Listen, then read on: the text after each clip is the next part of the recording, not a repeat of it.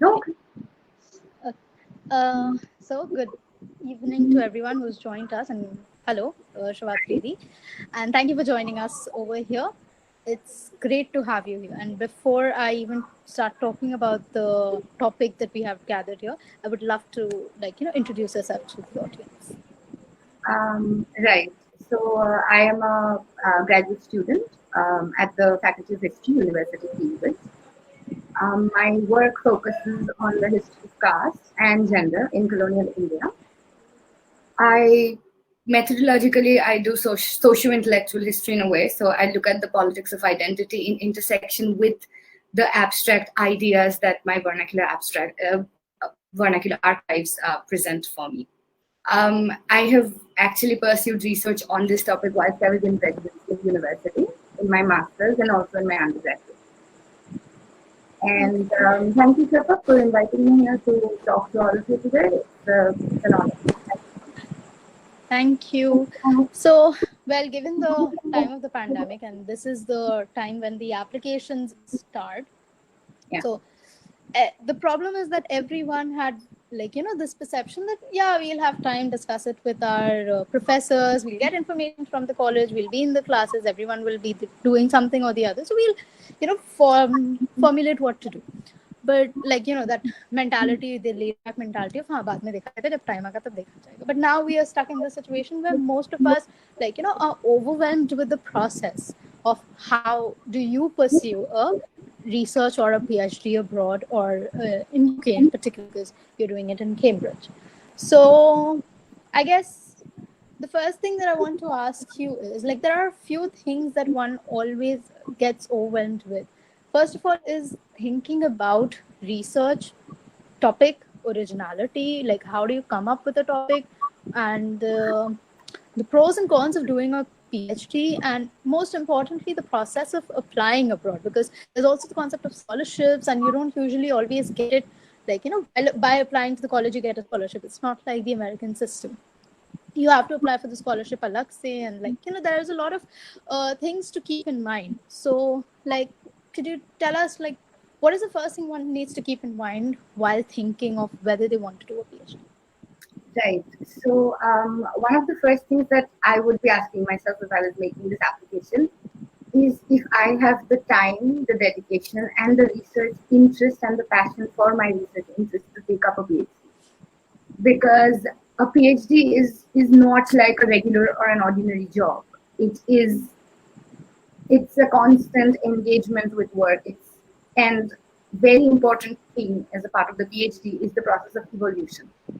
And I mean, as I get into the details of the process, I will tell you how research sort of evolves over the course of the PhD. And so one must be prepared to be very unsettled. One must be prepared to unlearn a lot of things that one has learned as a part of the PhD. And in the end, hopefully emerge with a thesis that has something meaningful to say and contribute in a way to understanding the world and society around. And if that is something that appeals to an applicant, then sure, then PhD is the way to go. I would definitely recommend PhD for that. So how do you come to decide a topic for your PhD? What should you keep in mind? Right. So yeah, of course, before applying, one must narrow down a research topic. It doesn't usually matter whether you worked on it before, in your master's or in your undergrad. But what it requires is for you to have a certain degree of familiarity with the area in itself. So one of the easiest ways to go about it is to decide, in 5 years of learning or 4 years of learning, what is the thing, the topic that interests you the most. Get into the secondary literature of that topic very deeply to sort of understand what the research vacuums are in that topic. And once you realize these research vacuums, that's when you move into the archives. And then you can use your archives to think of how you can address the shortcomings of the existing literature with your research. And so you bring your primary and your secondary readings together to understand that how you can fulfill what the existing literature doesn't have through your own unique, original understanding of your primary literature in a way.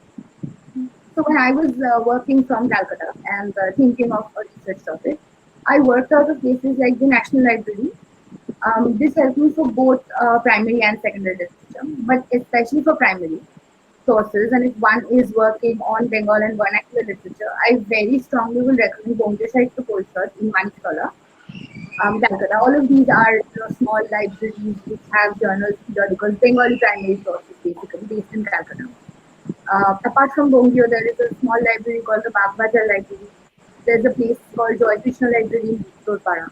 These are small, obscure libraries which sadly are extremely, they suffer from lack of maintenance. So they're usually very happy to see research students turn up for materials. So I just want to share that information. And also, you must know about the West Bengal State Archives, which is next door to Presidency. So they are, that is a great sort of an archive to look into not just Bengal, but into 18th century India and the East India Company's records. All of that is in the West Bengal State Archives. So if you're interested, for example, in the early modern history, then West Bengal State Archives would definitely be a place I would very strongly recommend visiting. And there are also right now there are loads of online platforms which I'm sure you know of, like archive.org, DLI, Digital Library of India, British Library Online, Endangered Archives Program, and all of that, which has digitized a considerable amount of sources, like things like newspapers and basic colonial archival sources are pretty much available on, which makes it a much more easier job, I think. When I was an undergraduate, not so many sources were, not all of them were available online, but now they are. And I hope that helps everyone, come up with a new topic of research in a way. Because right now you can't really go and access the archive, so you have to rely on these digitized. Yeah, and they're very comprehensive as well. It's not like they're inadequate. For writing a proposal, I will stress on this very strongly that whatever is available online, at least if one wants to work on colonial period, I will not be able to speak for medievalist and ancient history per se because I have no research experience in that. But for modern history and even a bit for early modern as well, for modern and early modern times, for writing a proposal, there are sufficient sources available online from which one can, form an idea as to where the arguments of a thesis can be headed. Okay. So to walk through the process, like the process of application, etc. Yeah. Like as far as I know, there are few documents that you need to be prepared with, like letters or basically statement of purpose, your a statement of purpose or the personal statement, and then your research proposal. And like one usually gets confused of where do you draw the line between the two, the statement of purpose and especially the difference between the statement of purpose, personal statement, and how different has to be the tone of a research proposal. Right. If you walk you through the graduate process of application, then through that I would sort of address this question, right? So after you narrow down a research topic that you think that you're confident about making the new arguments, I will say this one last time. It is extremely important to have a clear idea about your primary sources, because one of the main challenges of a PhD and especially a history PhD is that often in the middle of fieldwork one finds that there are not enough sources, and it is a very real challenge.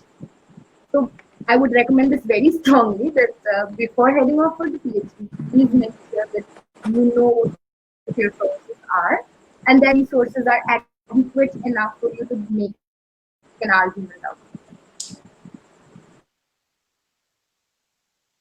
Right, a research proposal. Usually a UK university, they want 1,000 to 1,500 word proposal.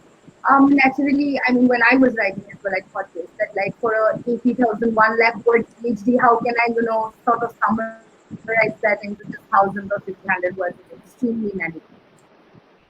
So the way to go about it is to first, that's what I did, was draft it out, and then it was like 4,000, 4,500 words, and then edit it, and in the process, your ideas become clear, and you also can edit the document to sort of fit the figures to what the universities expect out of it. When it comes to framing a research proposal, the structure of the proposal is extremely important because that makes the proposal not only very structured and organized and all of that, but it also helps the author sort of organize their own thoughts, right? So usually a research proposal has two very important sections, and this is basically detailing out the process in which you narrow down your research topic. So the first section would be your literature review, where you would look at the secondary literature and describe, what you take out of it and what at the same time what it doesn't have. And the second section would be your chapterization, where you would talk about how you would use to address the things that the secondary materials do not have. So the two parts will sort of complement each other. It's like your chapterization and your literature review will all sort of come together like a jigsaw puzzle. And the secondary literature reading helps in that, because I actually wrote to people whose works inspired my thesis. And so when you email your prospective supervisor, first actually make a good old fashioned list of your prospective supervisor and the university and the department they're in. Then second part of your research is looking into these university websites and figuring out all the information that you need about your prospective supervisor, their publications, their research institutes. And I recommend very strongly reading through all the publications that your prospective supervisor has, even if not reading through, at least getting a very clear idea of what their arguments are, what they do. Because this will, when you write to them, this will also help you create a sense of familiarity with your supervisor, because this is a person who will shape your work very significantly during the course of the PhD. So you want to be really, really careful and particular about making this choice, right? So what I did was I made a list of prospective supervisors, looked into their universities, and then I started writing emails to them. In that email, introduce yourself briefly, then write how your PhD research proposal ties into their research, what they have written about and what. And that sort of establishes the very obvious question that why are you using them to be your prospective supervisor, right? And write and ask them if they might be willing to supervise your work and also attach your CV. That helps. Right.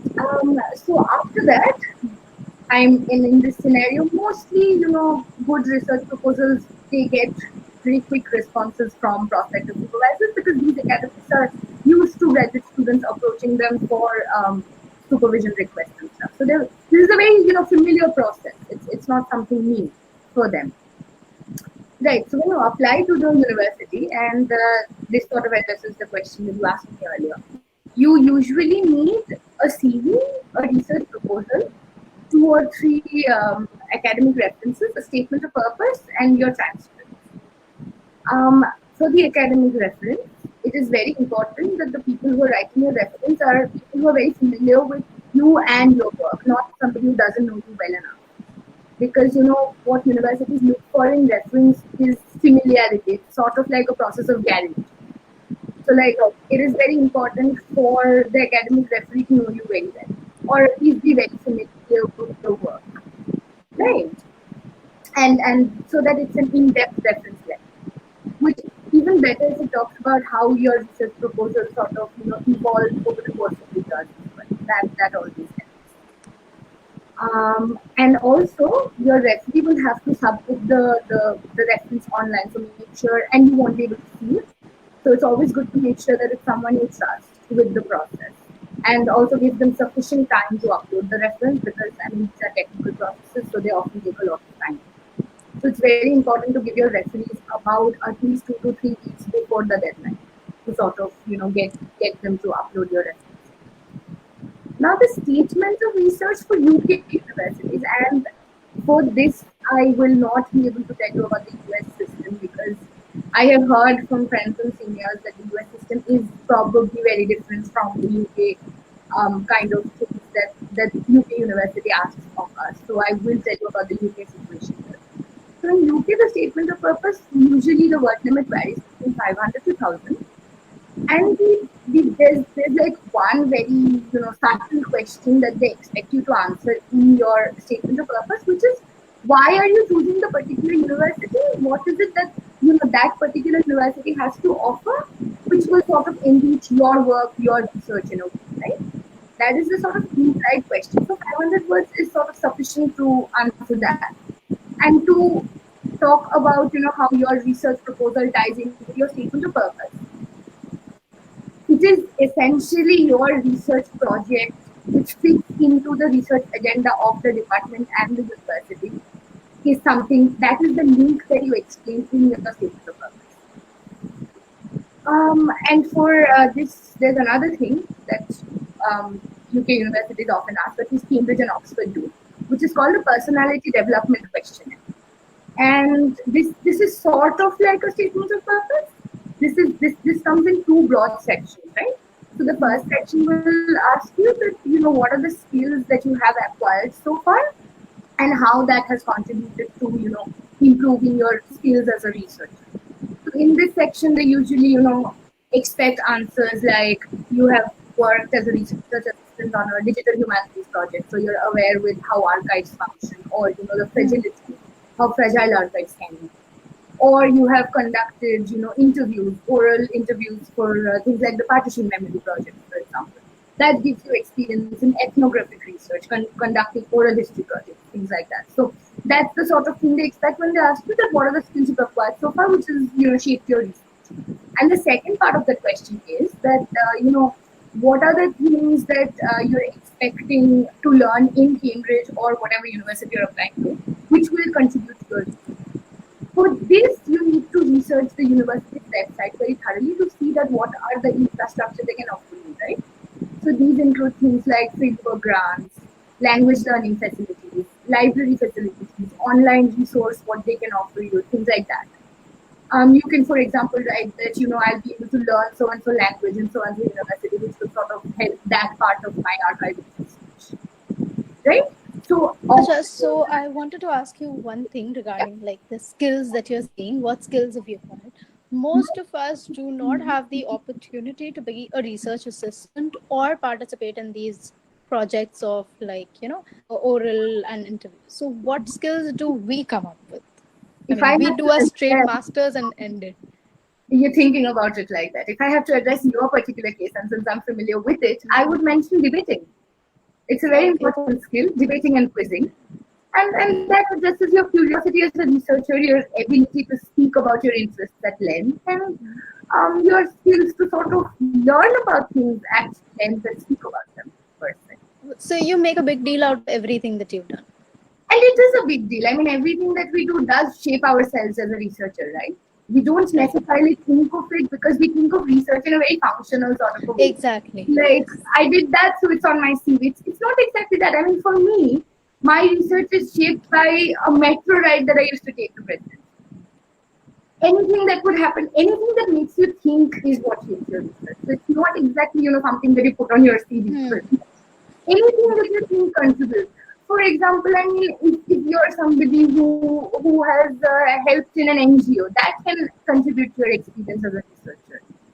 Anything, you just have to shape it in a way. You just have to sit back and think about how it has shaped your research, how your life experiences. Yes. When you say skills, it's basically how your life skills has helped shape your research experience. Yeah. So if like there's not a separate personality development questionnaire, then often it is good to put these things into the statement of purpose.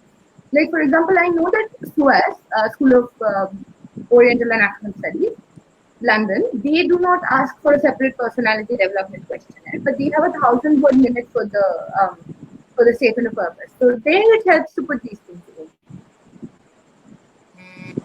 in. Right. Does that answer the question that you asked? Yeah, it does. About SOP and the research proposal per se? Yes, it does. Right. So should we get to funding next? Because yes. I was wondering. I was thinking. Yeah. Right.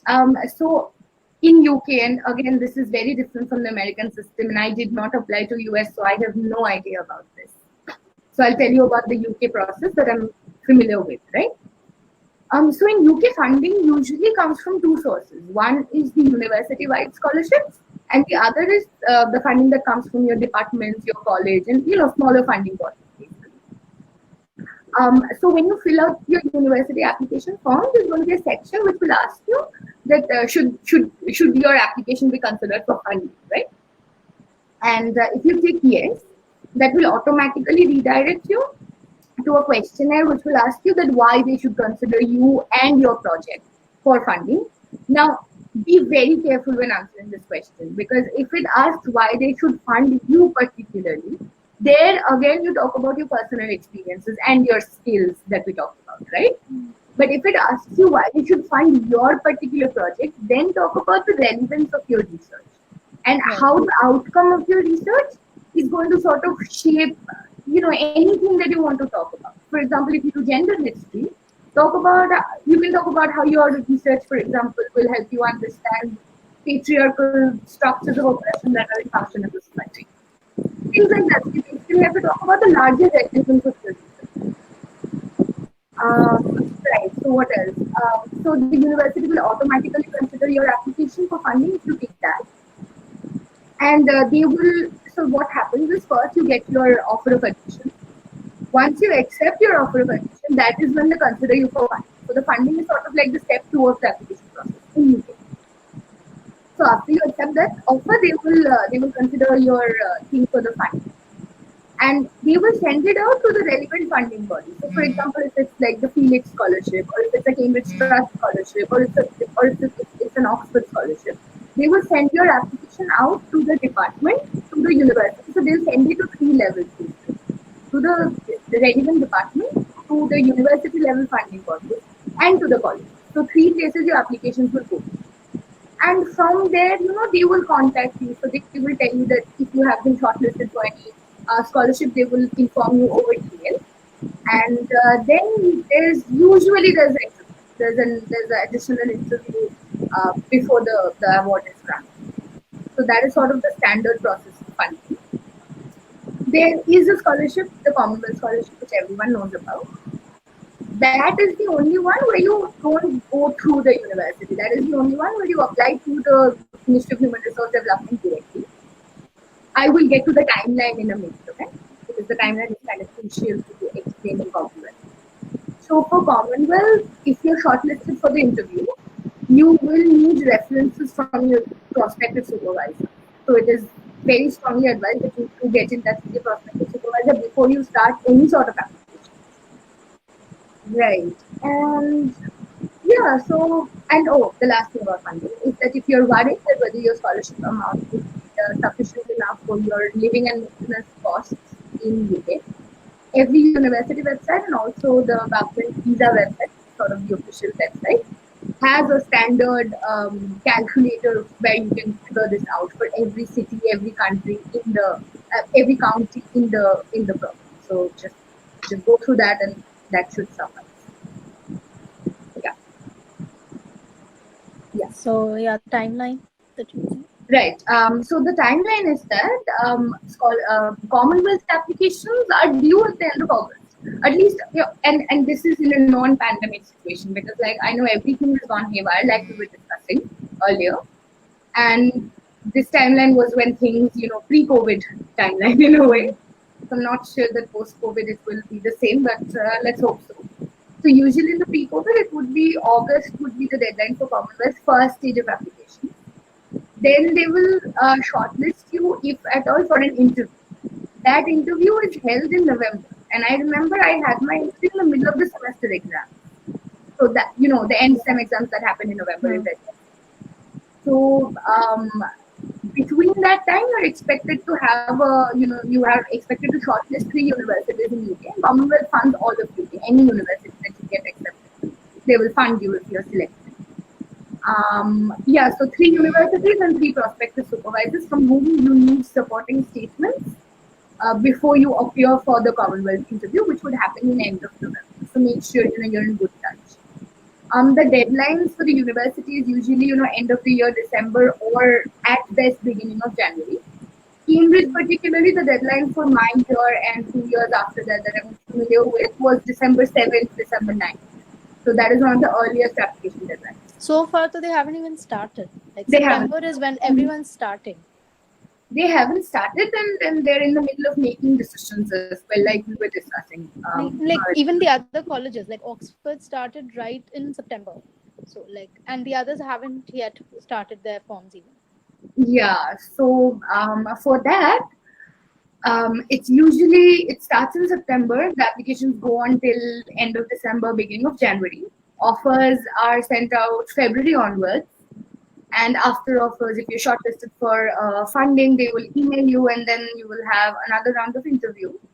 And after that, you will basically be able to combine the two processes together. Yeah. So to close this, I mean, the last question that I wanted to ask you is one that usually is always the important one. The point is that PhD is not really seen as a very lucrative uh, business to go into. Like one usually always remembers that it's warned. Like I mean, even right now when I'm getting in touch with my prospective supervisors, the first thing that they're trying to tell me is that are you sure? Because trust me, even after 4 years, there is a chance you might not have a job. So are you ready to get into that? So like what is that something one needs to keep in mind? Absolutely. For sure, the academic job market is extremely competitive, like any other job market. And the COVID economic crisis is definitely not going to make it easier.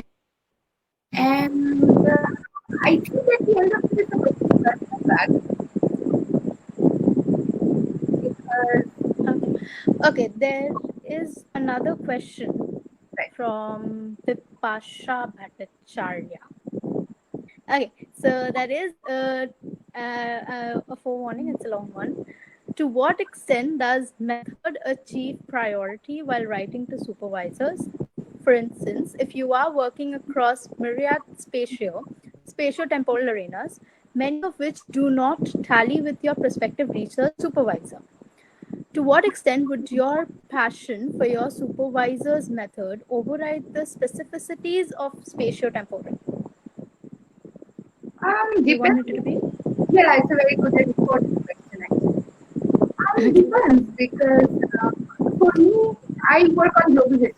So really, it's about the theoretical ideas, the abstract engagements and arguments, and is more crucial to me than per se a specialization in India or South Asia for that matter. But again, these are questions which are very specific to research proposals, right? If I want to work on a history which is particular to a certain region, right? But the space in the but the spatiality of the research is very significant, or the temporality of the research is very significant. Like for example, if somebody wants to work on ancient India and that research is rooted in ancient India, right? So then the method, the space, the time would become very important. But if not, if one is interested, say, in larger abstract arguments, then, then it shouldn't be too much of an issue, right? Right. Great. So I guess we have come to a close of this. Is there any advice that you want to give to anyone who's applying right now? Last minute advice. Just it's going to be a long road out there. Right. Third year of PhD, I'm actually going to start my fourth. It is a long, long road out there, but it's a very fulfilling journey. I would recommend the PhD. Definitely. I enjoyed it very much, and yeah, that's all. Okay. Thank you so much, Vatridi, for joining us today. Thank you. Thank you for And inviting and having me for this. It was a lot of fun. and for all those who are watching, tomorrow we are having a special session. Like it's a bit different. We are going to have Manvi Agarwal. She has done her master's in history, a bachelor's in history, and took a detour with the stream. And she is right now pursuing machine learning and artificial intelligence from the University of Groningen. So, well, our intention with these career counseling sessions is to show you what all you can do by pursuing history. Like, it's not really limited to civil servants, PhD, and teaching. There are a lot of other doors that you can tap on. So, even if you're not interested, come and watch it. You never know, you might never have thought of what you can do with history then. And thank you, Shavatridi, for joining us. Thank you. Bye.